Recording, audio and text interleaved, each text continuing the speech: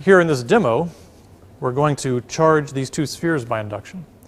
So the two spheres are the piece of metal. And we have them touching right now. And electrons can easily move from one to the other when they're touching. So it's essentially one piece of metal. But later when we move them, that's a way to cut them. We don't really have to cut them.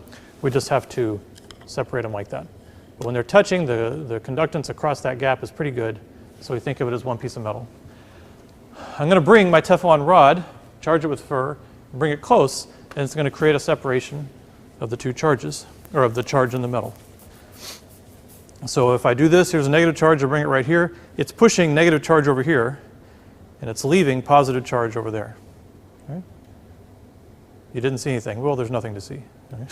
So let me charge it up again, bring it over here, and now I'm going to cut. I'm going to separate them.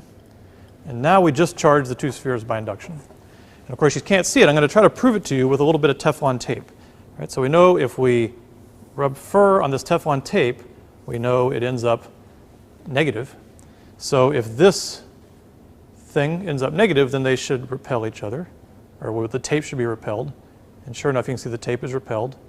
Doesn't want to touch the metal. And we should have left the other one positive. Oh, and sure enough, it's positive. It's very sticky for the tape. Okay? So we can use our Teflon rod, or our Teflon tape, to confirm it really did what it was supposed to do. Repulsion there. There's one other way we can confirm it, is when I bring them together, if you look very close, you can see a spark jump across the gap. The negative charge, the positive charge comes back together, makes a corona and an arc like we talked about before, and you can actually see the charge go back. So seeing is believing. And there it was.